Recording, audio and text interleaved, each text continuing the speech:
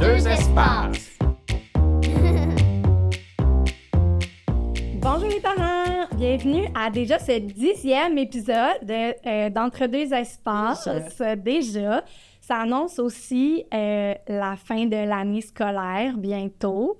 Donc, à quelques semaines des vacances estivales. Bien mérité. Bien mérité. On voulait vous parler de ce qui approche, en fait, l'année prochaine pour plusieurs d'entre vous, à différents niveaux. Donc, les transitions. Des transitions qui sont des moments charnières dans la vie des enfants et des parents. Donc, on va essayer de partir une discussion, de réfléchir, de répondre à des questions par rapport... Préparer, en quelque sorte. Exactement. Autant les enfants, les adultes que les jeunes. Les jeunes. Mm-hmm. Donc, comment essayer de faire ça le plus en douceur possible, comment être bien outillé, informé. Donc, l'épisode d'aujourd'hui va être un petit peu différent, dans le sens où, dans les transitions, on a ressorti 3 grandes transitions. Donc, les premières transitions, le passage de la garderie au préscolaire, le passage du préscolaire au primaire aussi à la première année. Ça va être comme notre premier bloc. Ensuite, on va faire un petit changement d'invités. On va recevoir de nouveaux invités pour nous parler du passage primaire au secondaire, donc de la 6e année au secondaire 1. Et finalement, dans le 3e bloc, on va parler des transitions post-secondaires. Donc, ce qui se passe après le secondaire, en fait, là, on va parler des différents choix aussi. Donc, là encore, on va avoir de nouveaux invités. Donc, pour les parents qui sont concernés par seulement une de ces transitions-là, ça vous permettra d'écouter seulement la partie du balado qui vous concerne. Donc, sans plus tarder, Estelle... Je vais juste ajouter qu'on va indiquer dans les notes du podcast les minutes auxquelles les sujets changent comme ça. Ça va vous éviter d'écouter le podcast en entier si jamais vous êtes concerné juste par le 2e ou le 3e bloc, par exemple. Exact. Donc, pour initier ce tout premier bloc qui parle de la première transition scolaire, on accueille Julie Miraglia, qui est conseillère pédagogique pour la première transition scolaire. Moi, je n'étais pas au courant que tu existais il y a quelques temps. Alors, je me doute que les parents non plus ne savent pas qu'il y a une conseillère pédagogique pour ce sujet-là, mais c'est ô combien pertinent. Est-ce que tu peux nous expliquer brièvement qu'est-ce que tu fais dans ton quotidien en tant que conseillère pédagogique? Avec plaisir, parce que j'ai énormément de plaisir dans mon travail. En fait, mon rôle, il est bien, en fait, simple et très important. C'est que je m'assure que chaque enfant et sa famille ait une transition harmonieuse vers l'école. Mm-hmm. Donc, mon rôle, c'est de concerter tous les gens qui sont autour de l'enfant et de sa famille pour s'assurer qu'il y ait une belle continuité entre la petite enfance et l'école. Puis, en fait, ma tâche, la première, c'est de proposer des pratiques de transition qui sont reconnues gagnantes pour que l'enfant et sa famille arrivent bien outillés. Vous l'avez dit tantôt, Fanny, tu as dit vraiment le mot outillé, puis c'est vraiment ça qui est important. On essaie d'enlever le mot préparation à la maternelle, préparation à l'école, là, accompagner son enfant pour que le parent se sente bien sécure vers... C'est une grande étape, parce que c'est une aventure d'entrer à l'école de tout petit. Donc, c'est ça. Mon rôle est vraiment de me concerter avec... Je travaille beaucoup avec les centres de la petite enfance. C'est ce que j'allais dire. C'est un peu le pont, finalement, entre l'école et tous les autres partenaires de la communauté. Exact. Les familles, les organismes communautaires, nos partenaires... des centres intégrés de santé et services sociaux, nos intervenants là, qui travaillent avec les tout-petits, c'est ça, les garderies, les CPE. Donc, c'est très diversifié. Absolument.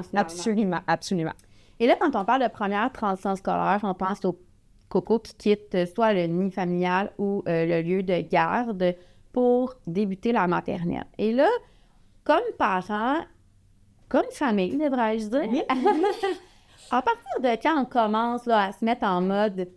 Je cherche un autre mot que préparation parce qu'on vient de dire qu'il faudrait le changer, mais là, c'est le seul qui me vient à l'esprit. Mais c'est bien correct parce qu'on l'utilise quand même, mais il faut comprendre que la préparation... En fait, c'est ça mon rôle aussi, de démystifier quelle est la préparation. Oui, c'est pas académique, en fait. Exactement, puis on va y revenir tantôt. En fait, dans toutes les recherches et la documentation qui existent sur ce fameux passage de la petite enfance vers l'école, la première transition scolaire, elle s'amorce au cours de l'année qui précède la rentrée. Alors, la dernière année, soit de fréquentation à la garderie ou la dernière année de petite enfance, c'est là qu'on installe différentes pratiques de transition. Alors, c'est pas juste de dire, en janvier, février, j'inscris mon enfant, là, je commence à... Mais non, on prépare cet enfant. C'est un continuum, en quelque sorte. Exactement. On accompagne notre enfant. Les milieux de garde en parlent dès la dernière année. On se mobilise autour de tout ça pour donner de l'information aussi à l'école qui s'en vient. Le parent doit avoir son certificat de naissance pour l'inscription, les certificats de naissance de l'enfant, bien entendu, pour l'inscription. Après ça, il va y avoir des belles activités d'accueil que l'école propose. Alors, c'est toute cette dernière année-là, là, si on met en place des pratiques de transition gagnantes, durant la dernière année, ben ça fait en sorte que l'enfant est bien outillé. Il arrive avec un petit sac à dos pas mal rempli d'étiquettes pour arriver à la maternelle. Absolument. Oui. Là, on parle de milieu de garde, on parle Environnement familial. Ça peut être des milieux de garde ça vous garde en milieu familial, mais ça peut être aussi un enfant qui est resté à la maison. Comment ça influence l'entrée à l'école, le fait qu'un enfant soit resté à la maison avec maman ou papa, ou fréquenter un milieu de garde en milieu familial ou en installation? Comment ça peut influencer l'entrée à l'école? C'est une bonne question. En fait, peu importe le milieu, c'est la stimulation que l'enfant aura reçue qui fait en sorte qu'il va être outillé qui va bien s'adapter à l'école. Alors, la stimulation entre 0 et 5 ans, c'est vraiment ce qu'il faut comprendre, c'est le développement global de l'enfant. Développement global de l'enfant, ça veut dire on développe toutes ces sphères de développement, le moteur, la motricité globale, motricité fine, le côté langagier, le côté affectif pour développer, en fait, ces belles habiletés à réagir, ou des fois à la déception, à la peine, à l'attente. Ah oui, la colère, j'ai de la peine, je suis pas content, ou je suis très, très, très content. Alors, c'est tout ce que l'enfant a reçu comme stimulation puis accompagnement qui va faire en sorte, beaucoup plus que le milieu qu'il fréquente. Ouais. Parce qu'il peut fréquenter, par exemple, une halte de garderie dans une maison de la famille, il voit d'autres enfants. Ça aussi, c'est important. En 0 à 5 ans, pour l'enfant, de fréquenter des enfants de son âge, ça lui donne beaucoup, beaucoup d'habileté pour s'adapter à la maternelle. Alors, fréquenter des enfants de son âge, jouer. Entre 0 et 5 ans, le jeu, c'est la façon dont les enfants apprennent. De proposer des jeux variés, des jeux extérieurs et laisser du temps aux enfants. Alors, tu peux être à la maison avec maman ou papa ou grand-maman. Tu peux être en milieu familial, tu peux être en CPE, tu peux fréquenter n'importe quel milieu stimulant. C'est davantage l'orientation qui est sur le développement global et l'approche par le jeu qui fait en sorte que l'enfant va être un petit coco bien confiant pour s'en venir à la maternelle. Oui, souvent coco. Oui, nous aussi, c'est bien correct. On disait que la préparation, c'est un continuum qui dure plus ou moins une année avant la rentrée scolaire. Puis pendant ce temps-là, comment est-ce qu'on fait pour stimuler la hâte d'aller à l'école, le plaisir d'aller à l'école? Parce que des fois, on associe préparation à académique. Je pense qu'on fait faux pas, dans le sens où, sans dire que ce n'est pas important, ce n'est probablement pas la priorité, dans le sens, j'ai beaucoup dit dans le sens, je m'en excuse, mais comment est-ce qu'on fait pour que notre enfant ait un enthousiasme réel à l'idée de débuter cette belle aventure de l'école? C'est vraiment important d'avoir tout d'abord de parler positivement de l'école. Quand je suis une maman ou un papa ou une famille, en fait, des fois, on se rappelle de notre propre entrée à l'école ou de l'entrée à l'école de notre plus vieux, ou puis ça a été des fois plus ou moins positif. C'est correct, mais il ne faut pas transmettre cette inquiétude-là. Ce n'est pas nécessairement facile, mais c'est correct, hein? C'est correct de constater qu'on a des inquiétudes, puis c'est correct là, d'être un petit peu stressé. Mais de parler positivement. À chaque fois que le parent, là, vous abordez le sujet de l'entrée à l'école avec votre enfant, soyez positif. Puis surtout, éviter de dire « la grande école ». Tu vois, mais on dit ça beaucoup. Puis qu'est-ce que ça peut faire chez l'enfant? Mais ça peut faire l'effet contraire. Ça peut chez lui engendrer « mais voyons, est-ce que je suis assez grand? Est-ce que je suis assez grande finalement? » Oh là, il ne faut pas trop pleurer là, parce qu'à l'école... Mais non. Ça se peut que l'enfant n'ait pas le goût de faire des choses de grand. Voilà. Alors, pour susciter le plaisir d'aller à l'école chez l'enfant, de parler positivement de l'école, de lui donner des petites tâches, des petites responsabilités. Ça, c'est vraiment documenté partout. Plus l'enfant va être fier de lui, ça augmente beaucoup son estime de lui ou d'elle, là, chez l'enfant. Des petites tâches, des petites responsabilités et de ne pas axer nos attentes sur des notions scolarisantes. Ouais. Ça, s'il y a bien quelque chose qu'il faut... Puis de pas, je me permets d'ajouter que la comparaison d'un enfant à l'autre avant l'entrée au préscolaire, des fois, on entend ça. « Ah, moi, ma fille, elle connaissait toutes les lettres de l'alphabet. » ou « Ah, moi, mon gars, ça avait déjà fait telle affaire. » On va y venir plus tard, mais au préscolaire, c'est vraiment son propre développement par rapport à soi-même. Oui, toute la comparaison par rapport aux autres. Exactement. Alors, augmentez vos périodes de jeu, augmentez votre façon d'avoir du plaisir là, dans les derniers mois. Je rencontre des parents parfois là, dans des petites rencontres d'information avec les garderies ou les organismes communautaires.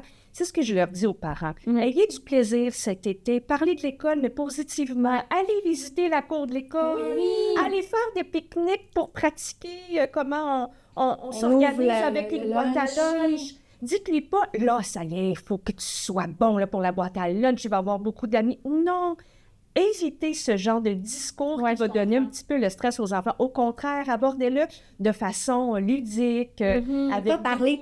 T'sais, on veut parler positivement de l'école, mais on veut pas trop en parler non plus, parce que là, l'enfant, il va dire « Oh mon Dieu, mais qu'est-ce qui m'attend? C'est la transition de ma vie! » Puis, on a mesuré aussi le stress là, chez certains groupes de parents et d'enfants. Puis c'est les parents qui sont le plus stressés à ce moment-ci de l'année par rapport à cette belle transition-là. Les enfants, ils sont bien corrects. Ils savent pas ce qui les attend. Non, puis c'est cool, là, excusez-moi le terme. Honnêtement, là, les enfants, ils ont le goût d'aller à l'école. C'est sûr qu'ils vont s'ennuyer, là. Chaque transition apporte quand même... Son lot d'adaptation. Ben oui, un petit deuil là, de ce qu'on vivait avant. Parfois, les enfants fréquentent le milieu de garde depuis qu'ils ont 12 mois, même avant. Donc, c'est sûr, mais la majorité, là, puis ça, c'est vraiment important, la majorité des enfants s'adaptent super bien à la maternelle. Alors, c'est bien sûr que de parler positivement, de favoriser le jeu, puis tout ça, sans avoir un équilibre, tout en ayant un équilibre dans... on parle de l'école, mais comme on parle d'autres sujets, avertissez votre entourage aussi, les parents. C'est vrai. Grand-maman, la fratrie, les voisins. Parce que c'est vrai que c'est un sujet qui vient rapidement sur la table. Oui. Fait qu'on en parle. On en parle positivement. On évite de mettre une grande pression. Donc, voilà. On va essayer de faire une liste de tous les problèmes qui pourraient survenir, là, puis essayer de devancer tout ça. Absolument. On gérera, puis si ça arrive, là, on le gérera en collaboration avec l'école. Oui, c'est ça. Tu sais, là, je disais tantôt la transition de sa vie à l'enfant là, et à la famille. C'est une transition et il y en aura d'autres, comme on va le voir dans l'épisode, mais j'imagine que d'avoir une bonne première transition vers l'école, ça doit aussi avoir plein d'effets positifs sur, évidemment, la motivation scolaire, la réussite scolaire de l'enfant, son vécu dans l'environnement, mais ça doit avoir un impact aussi sur les autres, les futurs. Ça doit donner une confiance à la famille pour les futures transitions aussi. Là, donc, c'est quoi l'importance, dans le fond, de cette transition-là puis de la faire au mieux possible? J'aime beaucoup que tu aies dit famille parce que moi, depuis que j'ai ce beau dossier de la première transition scolaire depuis 2019, je parlais beaucoup de l'enfant au début, mais je parle beaucoup de la famille maintenant. C'est bien écrit dans toutes les recherches, tous les sondages qu'on a faits auprès des parents que plus la première transition scolaire, elle est faite de façon harmonieuse, mieux elle va servir d'assise ou de référence pour toutes les autres transitions scolaires. Alors, c'est pour ça qu'elle est d'une grande importance et c'est pour ça d'ailleurs que mon travail... Oui, exactement. que les centres de services scolaires ont mis en place des personnes pour la première transition, des intervenants, des professionnels. Dans tous les centres de services scolaires, il y en a, pour justement en prendre soin de cette première transition scolaire-là. Mettre toutes les chances de... Absolument, parce que plus la famille va l'avoir vécu d'une façon positive, bien, plus ça sera facile de vivre les autres transitions. Puis vous savez, la première transition scolaire, pour beaucoup de familles, quand c'est le premier enfant, c'est le premier contact avec l'école. La première fois qu'on communique avec l'école. Fait que ça aussi, plus elle est douce, j'ai le goût de dire, plus ça donne le goût aux familles de collaborer, de s'ouvrir à l'école. Parce que dans une des pratiques de transition qu'on met beaucoup en place à notre centre de service scolaire, c'est de remplir des questionnaires de transition.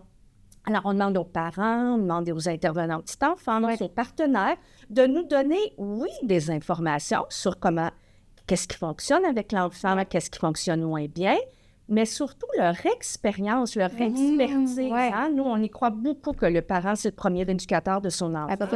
Alors, le parent, pour qu'il soit en confiance, bâtir une belle relation de confiance avec l'école, il faut que cette première transition scolaire-là, justement, cette grande étape, elle soit belle, douce. Puis on l'a souvent nommé dans le cadre de d'autres épisodes à quel point le fait qu'on puisse collaborer avec les parents, ça peut avoir une grande instance sur le parcours scolaire de l'enfant lui-même. Donc, c'est vrai que oui, on veut que ce soit positif pour l'enfant, mais on veut aussi que les parents soient dans la même équipe que nous pour que cette relation-là perdure tout au long de la scolarité. Oui, puis c'est important d'en prendre très soin dès le début du parcours de l'enfant, de cette communication, mais j'aime mieux le mot collaboration, école, famille, communauté, parce que nos petites fréquentent plein d'endroits, là, des maisons de la famille, fréquentent des loisirs à la ville. Alors, si on se met tout le monde ensemble, puis on a tous le même message, c'est ça aussi mon rôle, c'est de favoriser une vision commune, puis un message cohérent sur qu'est-ce qu'on met en place entre 0 et 5 ans pour que il y a de moins en moins de facteurs de vulnérabilité à l'entrée à la maternelle. Donc, tu disais tantôt que ce n'est pas des notions scolarisantes. Clairement que ce n'est pas ça. On manque le bateau si on met beaucoup d'emphase sur apprendre à écrire, à lire. C'est ça qu'ils vont faire à l'école. Sinon, ils nous enlèvent notre job. En même temps.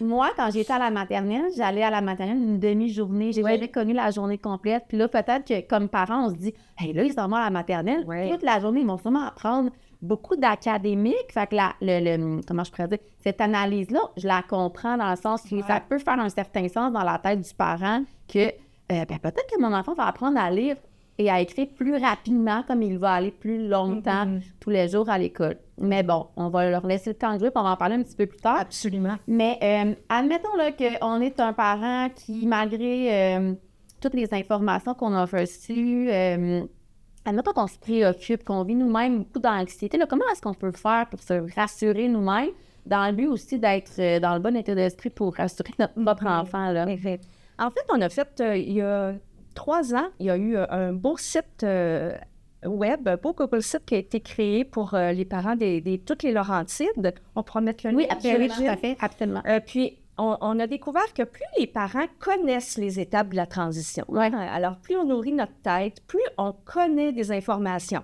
Ah, ben j'ai pas encore le nom de l'enseignante à ce moment-ci, mais voici à quel moment je l'aurai. De comprendre que j'ai cette information-là, pas tout de suite, mais je vais savoir à quel moment, dans la ligne du temps, là, je vais connaître l'info. Alors, plus on se nourrit, en tant que parent, d'informations importantes, c'est là qu'on peut descendre de notre petit cœur. Oui, parce qu'on peut assurer quelle est la prochaine étape. Exactement. Alors, se rassurer, comme je disais tantôt, c'est hyper important de partager. Vous êtes inquiet, vous êtes stressé, il y a quelque chose qui vous questionne beaucoup chez votre enfant, par exemple, vous avez peur qu'il ne se fasse pas d'amis parce qu'il est très timide. Parlez-en à quelqu'un de confiance. Pour se rassurer, là, de partager ça à quelqu'un de confiance, c'est ce qu'on propose le plus, puis d'éviter de transposer ce stress-là chez votre enfant.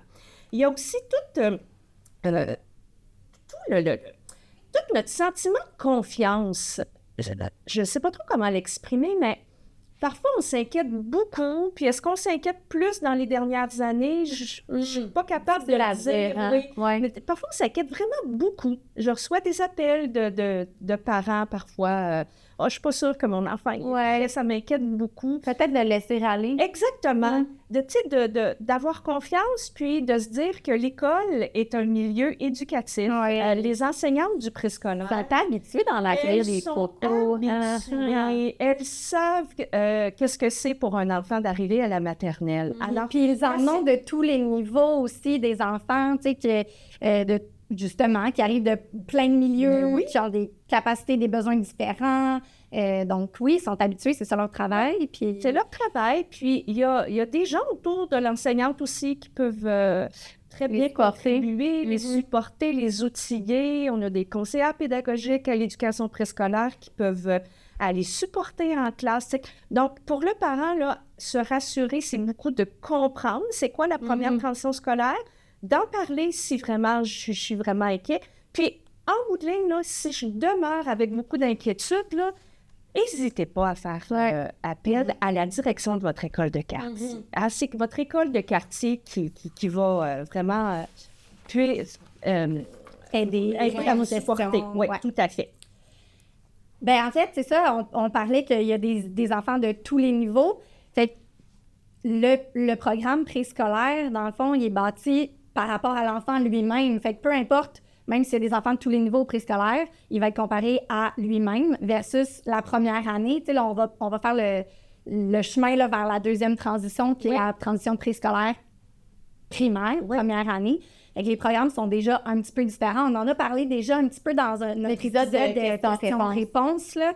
Donc, on va y aller brièvement. Les parents qui sont intéressés pourront aller écouter cet épisode où c'est plus détaillé. Mais... En fait, le préscolaire, c'est ça.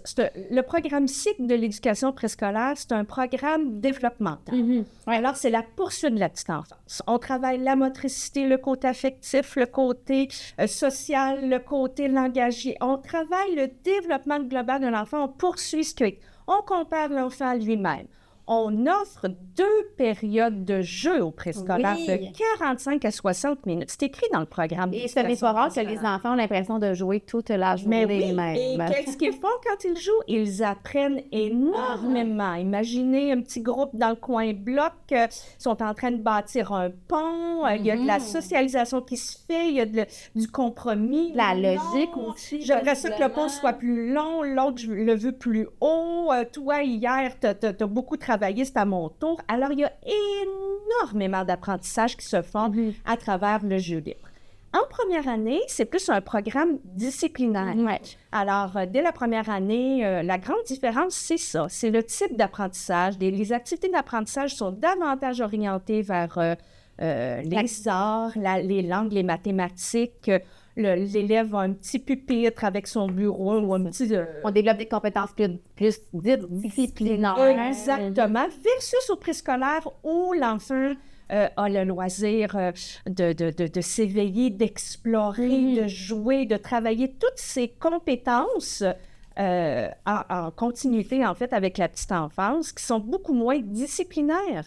Puis l'organisation de la classe au présco, c'est physiquement, des coins jeux, le coin maison, le coin bloc, le coin construction. Ça appelle au mouvement, je trouve. Au mouvement, à l'exploration, parce que le mandat de l'éducation préscolaire, c'est ça, c'est de favoriser, en fait, la découverte, l'exploration de tous ces... Donc, c'est vraiment ça. Le passage du présco en première année, c'est différent beaucoup à cause des activités d'apprentissage et le programme qui est beaucoup plus axé vers le disciplinaire. Puis, pour l'avoir vécu comme parent, il y a quand même... et là, j'ai un anglicisme qui a comme un clash quand même entre la maternelle et la première année, je trouve, en termes d'attente, d'exigence. On a juste à penser aux devoirs avec la lecture et l'écriture qui font en sorte que ça met une forme de pression autant sur les épaules du parent que de l'enfant. Comment est-ce qu'on peut aider notre enfant à se préparer, à pallier, à répondre à ces attentes-là qui sont peut-être un peu plus structurantes que celles du préscolaire? Bien, c'est sûr qu'il y a une nouvelle routine. C'est clair, là, quand on regarde la routine du préscolaire versus la routine de la... soyez à l'écoute de votre enfant. Mettez des belles routines à la maison. Favorisez la détente quand il arrive de l'école beaucoup. Le temps de qualité aussi avec papa, maman. Tellement. Ne donnez pas... Moi, je disais tout le temps aux parents, quand vous arrivez, dites que l'enfant va au service de garde, vous allez le chercher, peu importe s'il arrive par autobus ou pas, prenez un temps, là. Assoyez-vous. On va comme un verre d'eau, peu importe, une petite collation. On peut-tu souffler un peu? Parce que parce que c'est une transition, en fait, de l'école à la maison, qui se vit chaque jour. Il y a beaucoup de transitions. C'est le sujet du balado. Prenez le temps, mais soyez à l'écoute de votre enfant. Alors, établissez une routine, favorisez la détente. Ça, c'est dans le programme du préscolaire aussi. Apprendre à l'enfant se détendre. C'est nommer que plus l'enfant arrive à se détendre puis à bien le sommeil et tout ça, ça favorise l'apprentissage. Alors, soyez à l'écoute, soyez communication avec l'école. On le dira jamais assez. J'ai l'impression qu'on parle de notre premier épisode de toute l'année de podcast. Donc, si jamais vous voulez aller plus loin dans ce concept de routine, de rentrée scolaire, de transition, on a plein de pistes pour mettre les saines habitudes de l'avant qui ont une incidence sur les apprentissages. Tout à fait.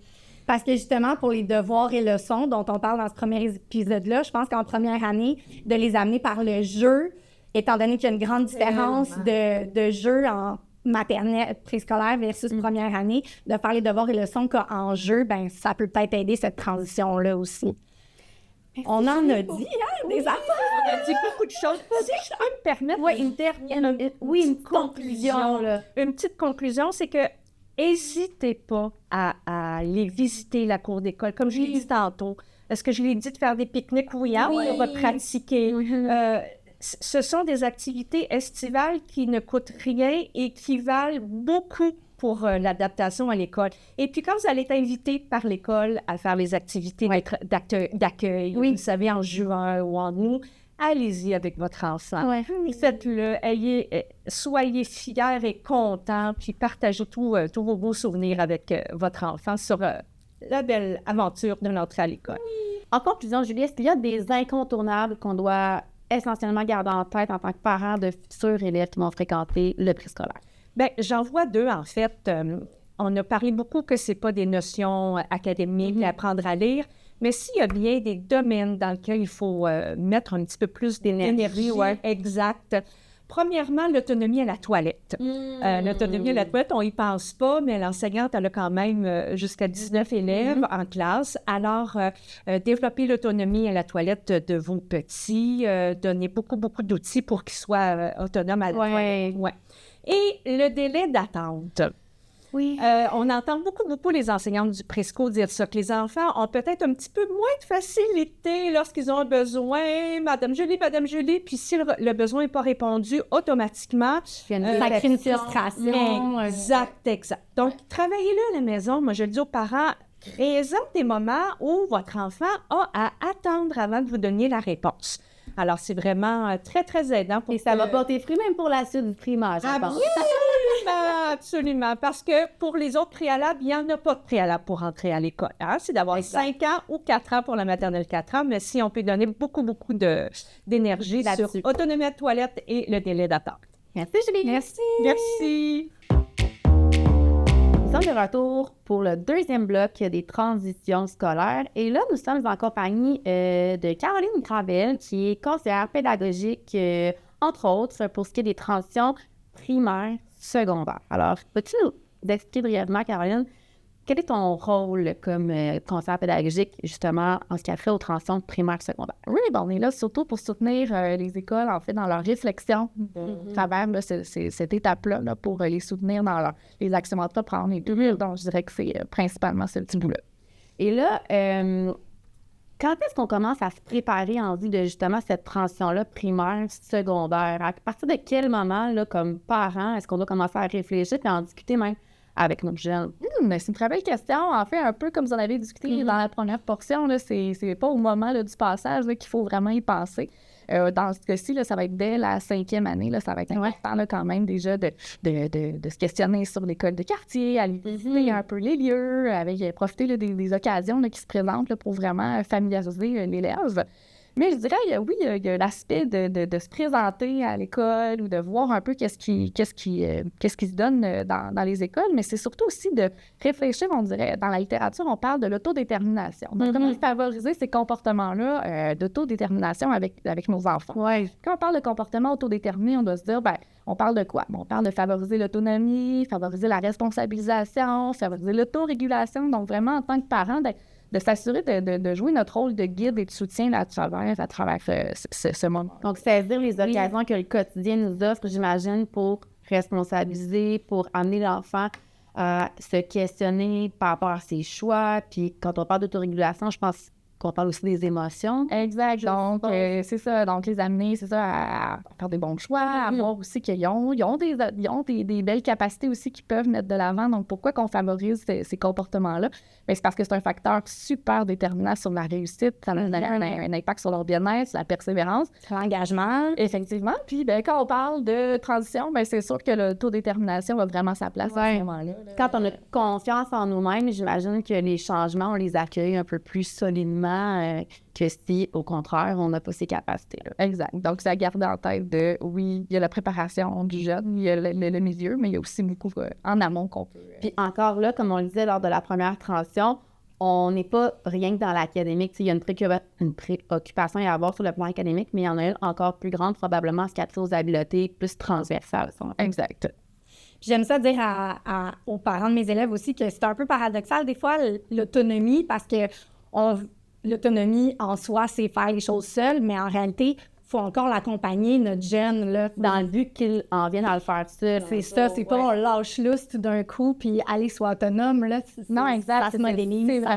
C'est vraiment d'être là en guide, en soutien, mais de laisser davantage une place sur les questionnements, entre autres, à se poser. Ils sont à la fois grands et petits, à la fois, je trouve, les élèves du 3e cycle, c'est les grands de l'école primaire, mais en même temps, deviendront les petits. Oui, c'est c'est un peu, pas incohérent, mais contradictoire, finalement.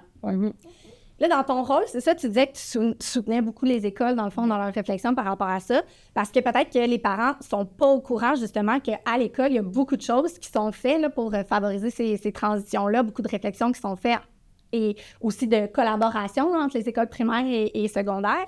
Mais les parents en tant que tels, tu sais, parce qu'il y a différentes sortes de transitions, mais la mécanique de je suis parent et mon enfant s'en va au secondaire, mais c'est quoi les... Oui, c'est ça.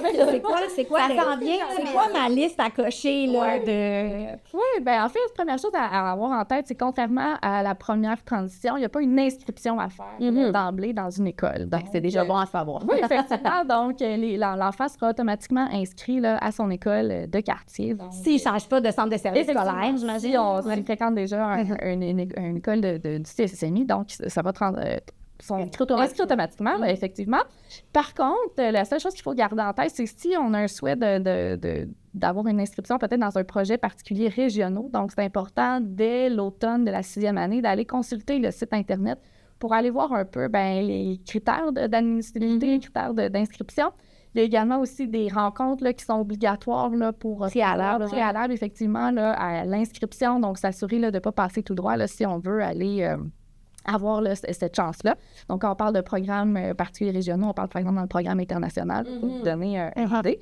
Mais j'invite également les parents là, à aller voir les sites Internet là, des différentes écoles parce qu'il y a plusieurs de nos écoles qui offrent aussi des projets pédagogiques particuliers là, qui peuvent être vraiment motivants. Donc, il y a une forme de magasinage qui peut se faire en ligne préalablement pour se faire une tête, puis qui peut être l'amorce aussi d'une discussion, j'imagine, entre le parent et l'enfant. Puis après ça, on décide si on va de l'avant pour peut-être aller visiter les lieux, s'approprier un peu l'environnement, j'imagine.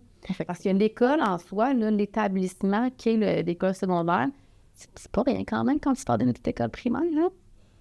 Oui, on en parlait tantôt avec Julie, mais l'autre aussi, hein, c'est comme ça.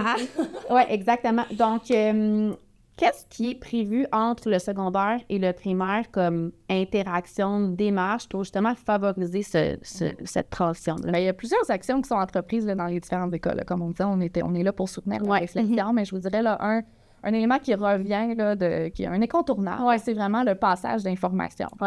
Une des actions qui sont entreprises par les écoles, c'est d'ailleurs de planifier des rencontres entre les enseignants de 6e année, direction du primaire et les intervenants du secondaire, donc souvent les directions, accompagnés des fois de d'autres intervenants également, pour aller vraiment partager les informations, parler des dossiers des élèves.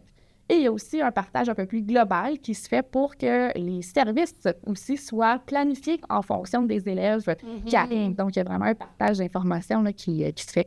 Ensuite, il y a vraiment des actions plus locales là, qui se fait différemment, mais je vous dirais là, que pour vraiment favoriser puis s'assurer qu'on n'échappe rien, là, je vous dirais que ces éléments-là sont... Puis, il me semble, si je me réfère à ma propre expérience, en fait, pour avoir enseigné en 6e année, il me semble qu'il y avait des fois des représentants des écoles qui venaient nous voir et rencontrer les élèves pour des fois les accompagner à faire leurs choix, parce qu'il y a comme des choix de cours aussi à faire au secondaire en termes de spécialité. Est-ce que je me trompe ou... Non, effectivement. Oui, ça peut être des actions comme ça. Des fois, des enseignants de secondaire qui vont venir parler un peu aux jeunes. Des projets particuliers, par exemple. Oui, il y a vraiment toutes sortes de choses là, qui sont vraiment faites là, dans les milieux là, pour aller soutenir les élèves. Les informer et les rassurer à la fois. Des fois, des échanges entre des élèves du secondaire et des élèves du primaire là, pour s'assurer de partager un peu nos inquiétudes. Oui, c'est ça. Vraiment, là, différentes actions là, qui sont passées là.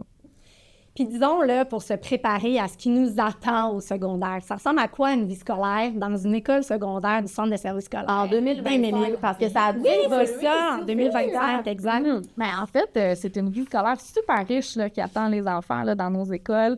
Que ça soit autant des offres de parascolaires, donc des équipes sportives, toutes des offres par rapport aux arts aussi, des équipes d'improvisation. Il y a vraiment aussi toutes des activités, des animations qui sont là au niveau des périodes de dîner là, pour aller dynamiser le tout. Puis je dirais, une des forces aussi, là, c'est vraiment d'amener les élèves encore plus à s'intégrer, à aller se mobiliser à travers cette vie scolaire-là. Là, on a plusieurs de nos écoles, de nos établissements qui ont des conseils scolaires, par exemple. Oui, vraiment mettre les jeunes là, de l'avant. Donc, c'est vraiment super. S'engager dans ce qui se passe dans leur école, prendre des responsabilités, des décisions.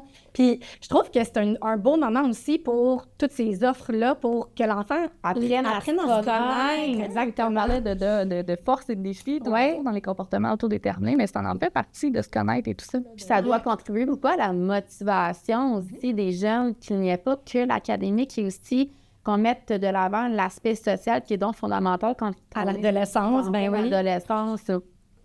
Et là, qui dit offre de services, environnement physique, tout l'écosystème en termes d'êtres humains là, qui vont graviter alentour de nos jeunes doit être un peu différent. Quel est le changement ou quelles sont les nouveautés qui apparaissent une fois rendus au secondaire en termes d'êtres humains qui gravitent alentour de nos jeunes? Bien, effectivement, il y a beaucoup plus d'intervenants. Oui, c'est ça. C'est sûr, comme vous êtes habitués au primaire, c'est sûr, il y a la direction, les enseignants, les TES, mais en dehors de ça, il y a beaucoup d'intervenants qui sont là pour soutenir sur tous les plans les élèves. Parce qu'on parle du technicien en loisirs, qui est là justement pour les activités de le technicien en documentation dans les bibliothèques pour les soutenir dans leur recherche ou quoi que ce soit. Il y a l'infirmière qui peut être là également, le policier qui sont là en soutien, là, vraiment en prévention. Il y a des conseillers en orientation également là, qui sont présents pour les aider dans leur cheminement. Des petits enseignants de ressources également, là, des fois, qui sont là pour aller les appuyer. Mais sachez aussi que ces intervenants-là sont là pour les enfants, mais aussi pour les parents. Vraiment, ne pas hésiter de les contacter. Eux autres aussi sont là aussi pour vous soutenir. Donc, il y a vraiment... Est-ce qu'il y a encore le principe du titulaire dans le sens où, tu sais, au primaire, s'il y a un enjeu avec notre élève, bien, ça devient assez facile de nous rejoindre, de communiquer avec nous parce qu'on est le titulaire. Mais au secondaire, est-ce qu'il y a comme un adulte qui s'occupe plus particulièrement de notre... On dirait que j'ai oublié cet aspect-là. Bien, ça dépend des organisations. Là, ça va différer là, d'une école à l'autre. Il y a certaines écoles encore qui continuent de mettre quand même un enseignant, je dirais, responsable, tuteur là, d'un certain groupe là, pour faire des suivis. Mais ça dépend des organisations. Là. Des fois, il y a des classes fermées là, pour certains. Là, donc, ça dépend vraiment d'un milieu à l'autre. Mais puis des fois, on peut y aller aussi selon l'adulte avec qui notre enfant a créé plus de liens, un sentiment d'attachement, plus confiance. Des fois, c'est juste cet adulte-là à qui on est mieux de se référer. Donc, il y a vraiment plusieurs formules possibles, organisations possibles. Là, avec Julie, dans le bloc 1, on parlait vraiment de tous les changements là, qui apparaissaient entre la première transition, l'arrivée à l'école, puis tout ça. Mais évidemment qu'en passant du primaire au secondaire, l'enfant et la famille, encore une fois, va vivre des changements. C'est quoi ces changements-là auxquels on doit s'attendre et peut-être se préparer? En fait, dans la littérature, on reconnaît 3 types de transitions. Il y a la transition procédurale, académique et sociale. Quand on parle de la transition académique, bien là, on parle de tout ce qui touche l'enseignement, l'évaluation. Donc, c'est sûr que là, avec le passage au secondaire, bien, l'élève va avoir affaire à avoir plusieurs enseignants, par exemple, avec probablement des méthodes d'enseignement différentes. Donc, il faut vraiment, là, c'est un des aspects là, qui peut, au niveau de la transition académique. Mais encore là, il y a des actions qui sont posées là, pour éviter tout ça. Donc, il y a des rencontres, par exemple, qui sont établies entre les 2 ordres là, pour justement parler un peu là, entre les enseignants des différentes réalités là, pour arriver à démystifier tout ça. Là. Faciliter un peu la transition, justement, académique. Exact. Ensuite, il y a la fameuse transition procédurale. Là, on parle du casier, du cadenas, la gestion de l'agenda, les changements de locaux. C'est probablement ce qui vient le plus en tête des jeunes, j'ai l'impression. C'est ce que j'allais dire. Si on questionne les élèves, là, c'est l'élément là, qui, oh mon Dieu, vraiment... Je peux circuler librement dans une école? Mais en même temps, c'est vraiment la transition qui les fait souvent peur. Donc, je serais pas capable d'ouvrir mon cadenas, mes affaires vont être prises dans mon casier, je vais avoir en retard dans le cours. Il y a personne qui va me prendre par la main pour m'amener, là. Fait qu'il faut que je le sache, il est où mon local? Et puis en rêve, mon enseignant qui suit tout ça. Mais bien que c'est un aspect là, qui est vu vraiment majeur, là, ça serait que c'est la première transition là, qui serait le plus rapidement là, dès les premières semaines. La première semaine, je dirais même, là, c'est réglé. Puis ils se disent, ah mon Dieu, j'ai dû dire ça beaucoup plus grand. Puis encore là, ben, dans les écoles, il y a des actions qui sont mises là, pour aller faciliter tout ça. Des fois, des remises de devoirs. On joue avec l'agenda un peu. C'est ça. Si on leur remet des cannes justement pour se pratiquer. Donc, ça peut... Là, ça commence dès la fin du primaire. Puis il y a une forme d'indulgence aussi, j'imagine, qui s'impose au secondaire pour pallier à ces nouveautés-là. Exact. Puis encore là, ben, c'est ça. Au secondaire, ben, des fois, quand on peut, tout dépendant des écoles, ben, des fois, on va aller regrouper les casiers, par exemple, d'un même niveau, donc pour aller de soutenir un peu cet aspect-là. Les nouveaux.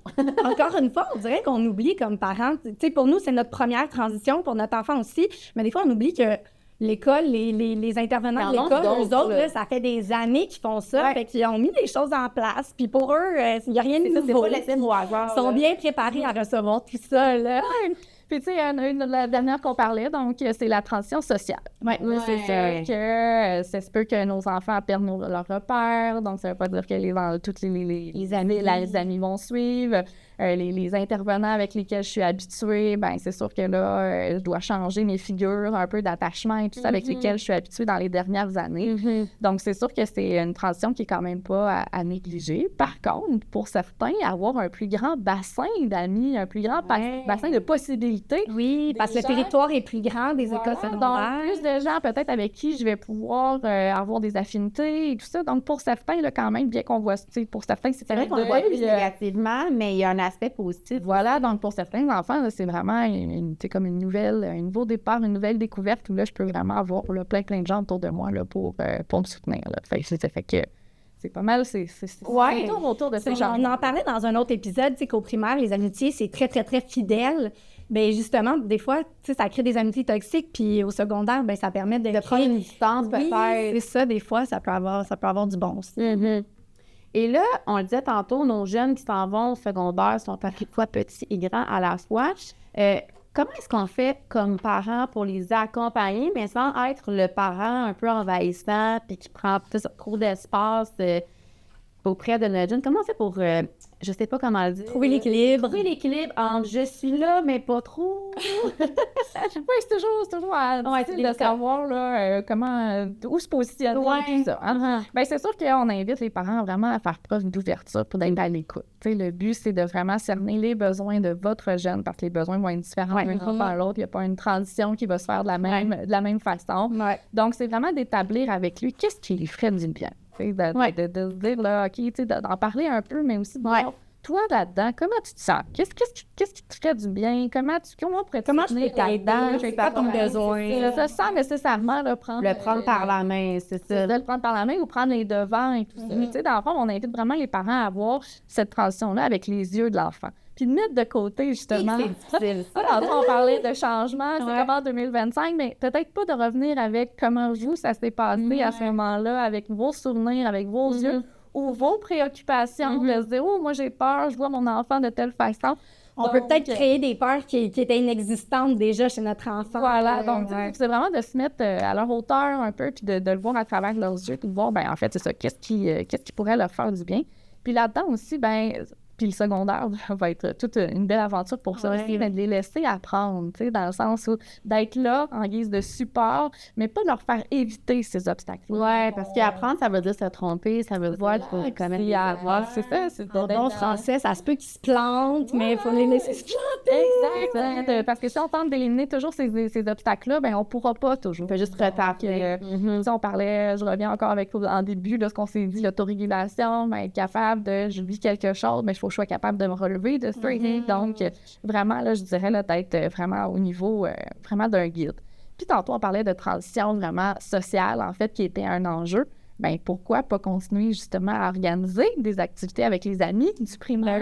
C'est vrai que ces personnes-là continuent d'exister. Voilà, donc il ne faut pas oublier, il y a peut-être une peur au niveau à l'école et tout ça, mais ça peut leur donner l'occasion d'échanger, de partager sur toute cette nouveauté-là qui fait partie de leur quotidien, leurs préoccupations, comme leurs victoires. C'est vrai que ce serait une bonne idée. Justement, au niveau de l'amitié, est-ce que toute la pression sociale, l'opinion des autres, puis tout ça, ça prend une grosse place dans cette transition-là? Bien, en fait, c'est sûr que ça va dépendre des enfants. Mais c'est sûr que, il faut être là aussi pour les amener à bien se connaître, puis se dire, en fait, de pouvoir rebondir sur ces capacités-là. C'est important également, là, Parce que tout le secondaire, on dirait que c'est une période où ils apprennent énormément à se connaître comme futurs adultes. On va en parler tantôt, il va y avoir une autre transition importante. Puis tout ce qu'ils vont tenter, expérimenter, vivre au secondaire va leur permettre de faire ces choix-là. C'est ça, parce que, on parlait de magasinage tantôt, mais c'est un choix de famille, mais il faut avoir aussi la discussion avec notre enfant de... ben OK, ce choix-là, est-ce que tu le fais parce que tu penses que ça te convient ou tu le fais parce que tu veux suivre tes amis? Puis moi, comme parent, est-ce que je pense que c'est bien pour toi ou je le fais parce que, je pense que c'est le meilleur choix pour toi, mais je fais un peu abstraction de tes forces, tes défis, puis tout ça, fait qu'il y a toute cette conversation-là à avoir en famille aussi. Effectivement, c'est vraiment de le faire, tu l'as bien dit, en famille, ensemble, et tout ça, toute cette réflexion-là. Mais il y a vraiment plein de beaux projets là, qui s'ouvrent. Il faut vraiment le voir comme une belle opportunité, une belle aventure. Voilà. Merci, Caroline. Merci beaucoup. OK, donc dans ce troisième et dernier bloc, on reçoit Kelly Taillon et Cathy Ferget, qui sont toutes les deux conseillères en orientation. Donc, je vais les laisser se présenter votre rôle chacune. Merci d'être là, premièrement. Oui, c'est ça. Je sais pas qui veut commencer. Je vais commencer. Je suis conseillère d'orientation, secteur jeune et aussi secteur adulte, en même temps les deux secteurs. Voilà. Au CSSMI. Oui. Moi, je suis conseillère en orientation pour le secteur jeune, donc au CSSMI également. Donc, ça veut dire que vous orientez des jeunes du secondaire en vue de leur parcours post-secondaire. Oui, exactement. Et des jeunes adultes en formation professionnelle ou en formation générale adulte, ouvert aussi le monde de l'emploi, j'imagine? Oui, tout à fait. Oui. Bien, merci d'être là, encore une fois. Fait que je pense que la question pour débuter ce bloc, c'est, parce qu'il y en a tellement, c'est quoi les options qui s'offrent aux étudiants post-secondaire? Parce qu'il y en a une panoplie, fait que je sais pas laquelle... Sans entrer dans les moindres détails, là, c'est quoi les grandes possibilités qui s'offrent aux jeunes? Bien, dans les grandes lignes, c'est sûr qu'il y a beaucoup de possibilités, mais à commencer par les DEP. Donc, c'est sûr que les DEP sont pas super bien connus en plus, mais il y a au-dessus de 150 DEP qui existent, dont 25% qui a besoin du secondaire 3. Donc, dès qu'un élève a le français, les maths et l'anglais de secondaire 3, bien, ils ont accès au DEP de secondaire 3. Et tous les autres DEP, donc, sont de type secondaire 4. Donc, il faut la même chose de français, maths, anglais de secondaire 4 pour avoir accès au DEP. Donc, ici, on en a quand même 150. Puis, on a 5 grands centres de formation. Je ne sais pas si tu veux compléter. Là. Oui, nos centres au CSSMI, on a 5 centres, les nouvelles technologies, l'émergence, Construct Plus. Ensuite de ça, on a l'automobile, évidemment, là, pour les grands, la mécanique automobile. Puis j'en oublie un. Le CFAM. Le CFAM. C'est qui? Oui, pour le domaine de l'agriculture et la mécanique. Et le DEP, ma compréhension, puis peut-être que je me trompe, vous me reprendrez, c'est que c'est un peu plus concret, manuel. Moi, c'est ma perception des choses. Est-ce que je me trompe? En tout cas, c'était le cas à l'époque, il me semble, mais c'est des métiers qui sont plus tangibles. Tangibles, hein? Oui, absolument. C'est vraiment, tu sais, on pense à l'élève qui est pas capable de rester en classe longtemps, qui écoute, qui a besoin justement de bouger, de prendre ses mains pour travailler. Ouais. Donc oui, effectivement, c'est plus des métiers où on va y aller plus manuellement. Je t'entendais dire, dans les 2 autres blocs, tu sais, on disait que la transition s'amorce l'année d'avant, le changement. Mais là, je t'entends dire secondaire 3. Fait que pour certains élèves, cette transition-là ou cette réflexion, du moins, va s'amorcer pas mal avant, finalement, l'année d'avant, oui, l'année précédente. Bien, c'est sûr qu'on va commencer à penser, tu sais, secondaire 3, c'est jeune en plus pour faire un choix, mais on va en parler un petit peu plus loin dans nos questions, là. Le choix commence déjà à ce moment-ci, parce que là, c'est de savoir est-ce que le jeune veut aller plus vers un DEP ou plus le cégep, qu'on va parler un petit peu plus tard, là, puis ou est-ce qu'il y a besoin des préalables ou pas. Donc, oui, le choix commence très tôt pour un élève. La réflexion, du moins, apprendre à se connaître. Puis, ça, c'est le volet DEP. Il y a d'autres options aussi. Oui, il y a aussi les options au niveau du cégep. Donc, il y a 2 grandes lignes là, au niveau du cégep. On connaît les prix universitaires, le prix universitaire, ça le dit un petit peu dans le nom, là, ça prépare à l'université. Donc, le choix après ce prix universitaire-là, c'est l'université. Sinon, il y a tout ce qui est volet technique. Donc, le volet technique, c'est comme vraiment un mix du prix universitaire et DEP, selon moi, parce que on va apprendre un métier, on va pouvoir vraiment directement aller sur le marché du travail après la technique, ou on a le choix de se diriger vers l'université pour se spécialiser encore davantage, là. Et pour les prix universitaires, il existe une trentaine de prix universitaires. On connaît entre autres les sciences nature, les sciences humaines, cinéma, communication, littérature, théâtre. Il y a même des profils danse. Il y en a vraiment pour tous les goûts. Et ensuite, on fait un choix pour l'université. Il faut faire toujours attention aux préalables de mathématiques et de sciences, puisqu'il y a certains programmes de sciences nature qui peuvent demander des préalables spécifiques. Et pour les techniques, il existe 150 techniques. Pas vrai, hein? Oui, il y en a pour tous les goûts dans plusieurs secteurs. Puis ce qui est vrai, c'est qu'il y a des belles passerelles bac aussi. Oui. Comme par exemple, en génie mécanique, je fais mon 3 ans. Après ça, je peux aller faire ma passerelle pour devenir ingénieur, par exemple, à l'ETS. Fait qu'il faut vraiment regarder, il peut y avoir avec les prix universitaires et les techniques des mêmes métiers qui sont donnés à l'université. Fait que ça, c'est pour ça qu'il faut faire un petit peu de recherche pour voir. Puis de se rappeler que c'est pas linéaire non plus. Tu sais, on peut faire un choix pour maintenant, puis après ça, il y a toujours une possibilité de réussir à se rendre où on veut, même si notre idée change en cours de route. On ne sera pas le premier étudiant qui ne respecte pas le plan initial. Hein? Et j'imagine qu'il y a beaucoup de jeunes qui viennent vous voir en vous disant, moi, plus tard, je veux faire ça comme métier. C'est quoi le chemin pour me rendre, tu sais? Puis des chemins, j'imagine qu'il y en a plusieurs selon le profil de l'enfant. Mais ça enlève une pression. Je pense si, que au secondaire, de dire, oh mon Dieu, il faut que je fasse le bon choix pour ma carrière. Je pense que les jeunes pensent un peu moins comme ça aussi maintenant. Oui. Et on a effleuré un petit peu le sujet tantôt. À partir de quand, alors qu'on est au secondaire, est-ce qu'on se met en mode... est-ce qu'on avait fait le tour des options possibles? Je vous ai peut-être coupé l'herbe sur le pied. Non, on avait le tour.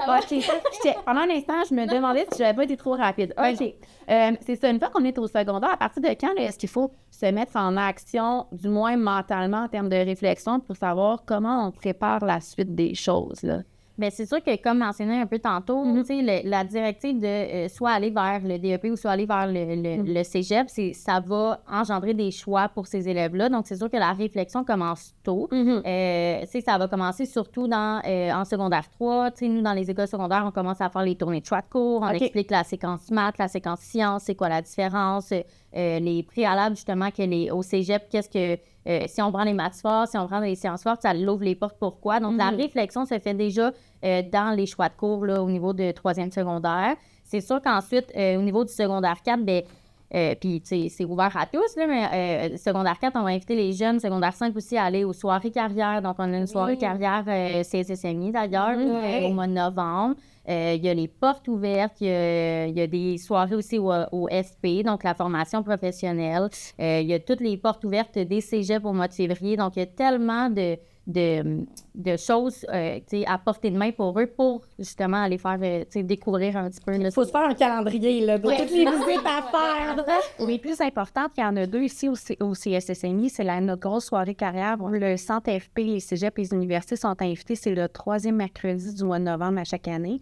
Et on a aussi au mois de février notre centre FP CSSMI où il y a les 5 centres qui viennent présenter leur programme de formation. Ça permet de débroussailler là, parce que ça fait vraiment beaucoup d'options. Puis c'est quand même gros comme décision de dire « Hey, là, je suis en train de faire un choix pour ma carrière. » C'est vrai qu'aujourd'hui, là, on n'est plus dans une ère où on va faire un métier pendant 30 ans, mais il reste que il faut toujours bien en choisir un qui nous plaît, qui nous rejoint pour entamer cette vie professionnelle. Il y a tellement de métiers qui sont méconnus.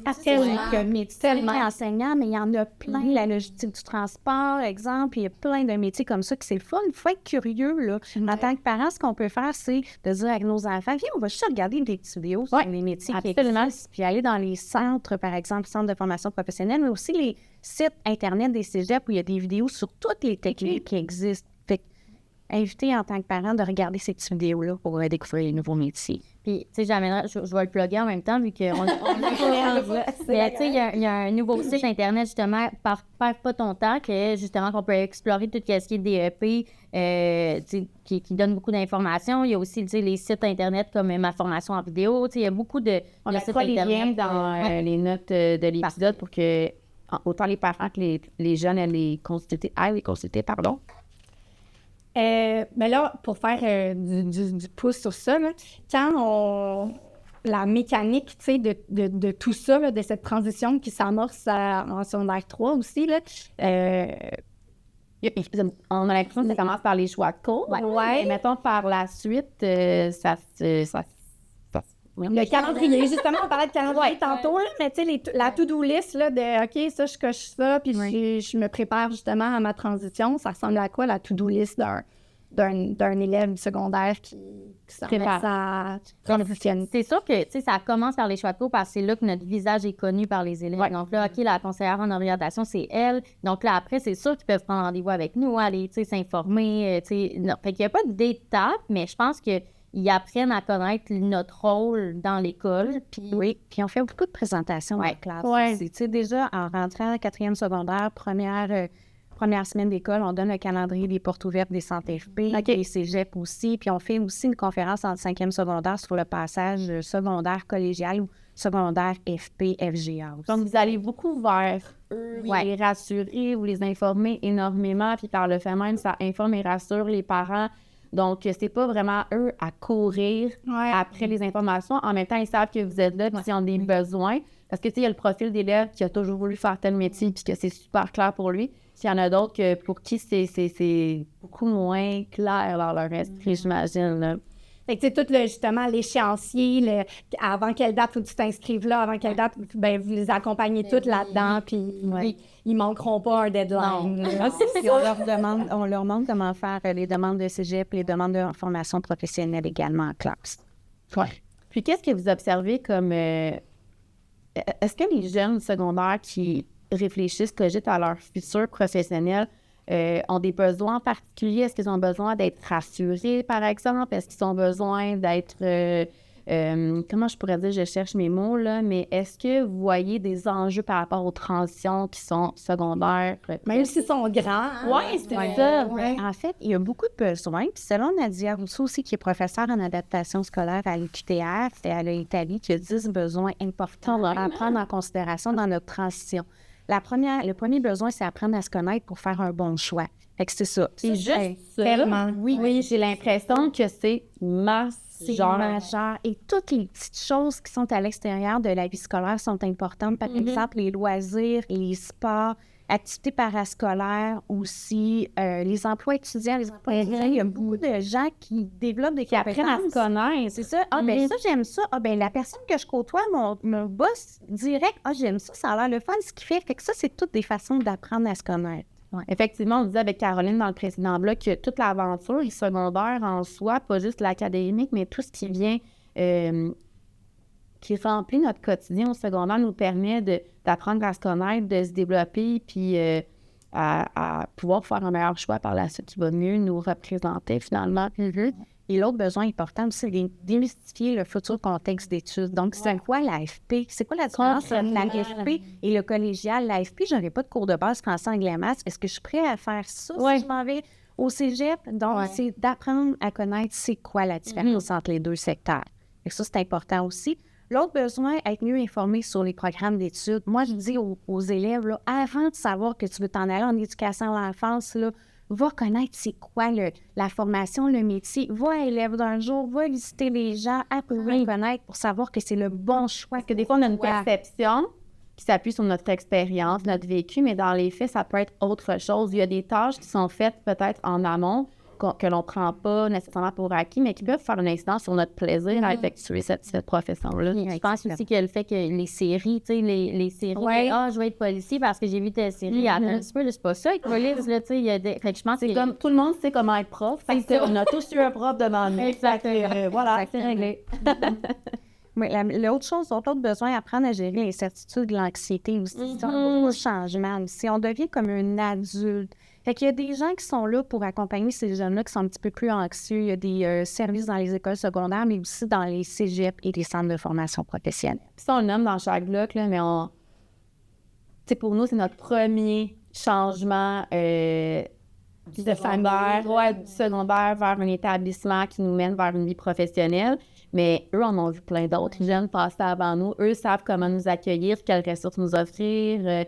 Donc, on n'est pas les premiers qui arrivent un peu dans le doute, incertain, c'est ça. Donc, faire confiance, j'imagine, à l'établissement ainsi qu'à l'enfant lui-même, ça peut être une bonne piste. En tant que parents, on peut accompagner nos jeunes aussi au niveau du transport. Il y en a qui vont dans d'autres régions. Il y en a qui vont aller étudier à Montréal. De faire le transport avec eux avant, pendant l'été, avant de faire un choix. Par exemple, ça peut être rassurant pour les élèves. Quel autobus je vais prendre, le métro? Je vais avoir un stationnement. Donc, c'est vraiment d'établir ça, c'est important. Puis, étudiant d'un jour dont tu parlais, précédemment, moi, je pense que ça doit tellement en donner de l'information en termes d'environnement physique, en termes de relations avec les autres, avec les profs, l'horaire, ça doit être tellement riche comme expérience. Nécessité à des cours. Donc, après cette journée-là, les élèves ont une bonne idée si oui ou non, ils ont toujours des intérêts pour la formation. Moi, je trouve que ça, c'est vraiment un must. Puis, ils peuvent faire ça avec un ou une amie, tu sais. Oui, à la station moins intimidante. Oui. Ça dédouble le plaisir. Oui. Exactement. Un autre des besoins qui est important aussi, c'est avoir les ressources financières. Donc, combien ça coûte le cégep? Est-ce que je peux avoir à devoir payer un stationnement? Ma passe d'autobus, c'est combien que les parents soient avec les enfants pour... une session au cégep, c'est combien? C'est environ 250 par session. Donc, on s'assoit ensemble puis on établit les priorités financières. Ça nous responsabilise en même temps. Exactement. Fait que ça, c'est un besoin important. Ensuite, établir des liens significatifs avec une communauté. Nous, on essaie de parler aux jeunes, de s'impliquer dans des comités étudiants, d'aller voir, par exemple, des locaux sur le midi. Élèves d'un jour, c'est une façon de rencontrer les enseignants, puis de rencontrer d'autres élèves, mais aussi aller, par exemple, aux initiations. Créer les fameuses initiations. Exactement. Mais on appelle ça des initiations. Non, c'est des journées d'accueil. Je crois que ça, moi, c'est ça, c'est toutes des petites activités importantes, là, créer des liens avec la communauté d'autres élèves aussi. Ouais. Un autre besoin, c'est s'approprier le métier d'étudiant, utiliser son agenda, parce qu'on sait que le cégep, c'est une grande étape aussi. Il y a des échéanciers, il y a des plans de cours à respecter. On lit les plans de cours, on pose des questions, on va voir les enseignants s'il y a lieu. Fait que c'est aussi... c'est plus à l'étudiant d'aller vers l'enseignant que l'inverse. Il y a des gens, pas dans ce sens qu'il faut au secondaire, mais de par notre souvenir, là, c'est vraiment à nous d'aller cogner à la porte de l'enseignant si on a des besoins. Un autre besoin aussi, c'est la conciliation, travail, famille, école. Surtout nos étudiants ont tendance à travailler beaucoup. Donc, les études disent qu'on ne doit pas travailler plus que 15 à 18 heures par semaine, sinon ça va nuire aux études, à notre performance académique. Puis en début de session, souvent, on trouve que tout va bien, qu'on est facilement capable d'entrer 20-25 heures. Puis là, les fins de session arrivent, puis là, on se rend compte que c'est trop. Mais il est comme trop tard pour se désengager sur le plan de notre emploi, là. Exactement.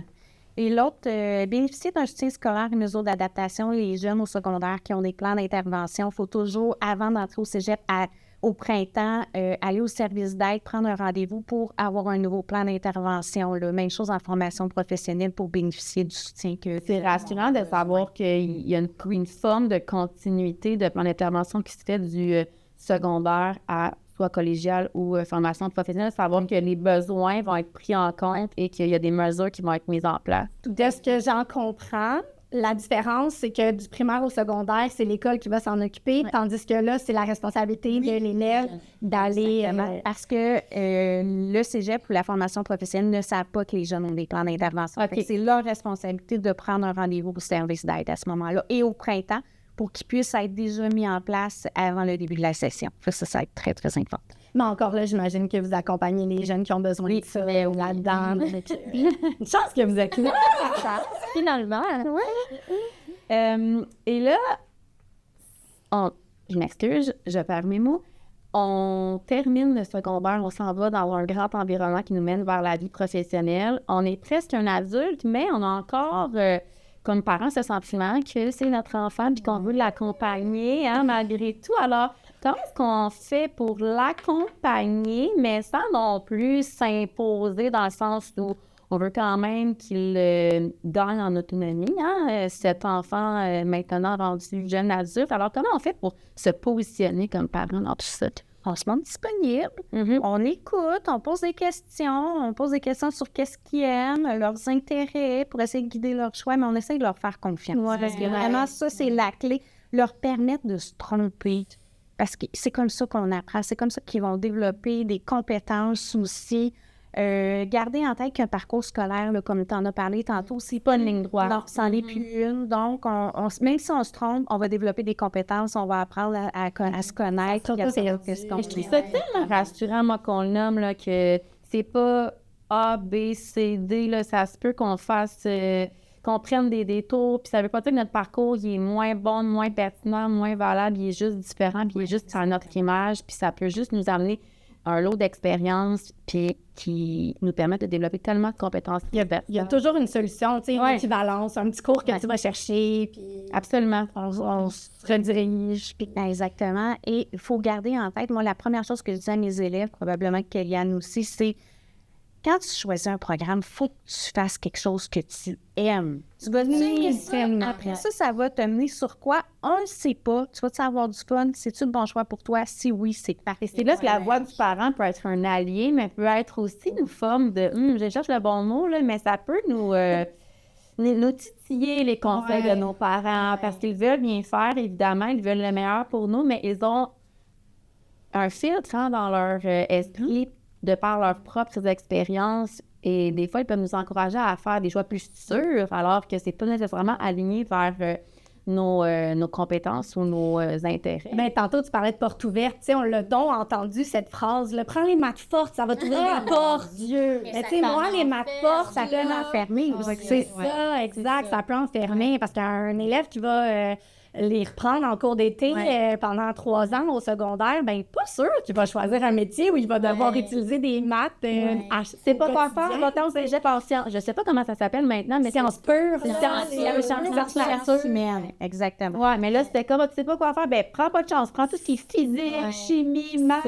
Mais ça me donne des nausées tous les jours, c'est pas mieux, là. Puis des fois, ils vont faire des choix en fonction, justement, des parents. Ils vont vouloir leur plaire, fait qu'ils font des choix comme ça. Puis là, ça ferme les portes au cégep automatiquement. Ça fait baisser leur moyenne générale. Ça fait en sorte qu'ils peuvent plus rentrer dans les programmes qu'ils veulent vraiment faire. Exact. Donc, la fameuse phrase, ça doit les démotiver puis faire en sorte qu'ils n'ont plus le goût de continuer dans cette voie-là. En plus,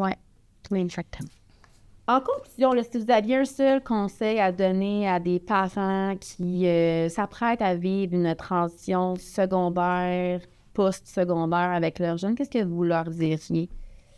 Moi, je dirais accompagner leur enfant selon les intérêts de l'enfant. Aussi. Ça, c'est mon premier conseil. Puis, être outillé en tant que parent, il y a plein de ressources qui existent. Il y a 2 sites Internet. Le premier, c'est espaceparent.org, qui est fait par les conseillers d'orientation, le site Internet, super belle ressource pour les parents. Et le deuxième, c'est Alloprof, section parents. Jamais vous avez besoin d'informations pour accompagner vos enfants. Je ne savais pas qu'il y avait ce patient pour les plus grands, mettons. Je connaissais bien pour le primaire, mais c'est intéressant. On va mettre d'ailleurs ces ressources-là dans les notes de l'épisode. Est-ce que tu voulais ajouter autre chose, Fanny? Ben non, moi j'ai aimé quand même la formule de cet épisode avec... écoute, on était bien entourés aujourd'hui. Il y avait de l'expertise alentour de cette table, pas rien qu'un peu. J'espère que les parents, ça vous a éclairé, outillé, rassuré, puis que maintenant les transitions sont peut-être moins une source d'anxiété et d'inquiétude. Je vous remercie beaucoup pour votre présence avec nous aujourd'hui. Et puis, s'il y a quoi que ce soit, si vous avez d'autres questionnements à propos de n'importe quel sujet qui entoure la vie scolaire de vos enfants, n'hésitez pas à interagir avec nous. Puis, on se prépare un dernier épisode pour conclure cette belle année scolaire. Oui, à bientôt! À bientôt! Bye bye!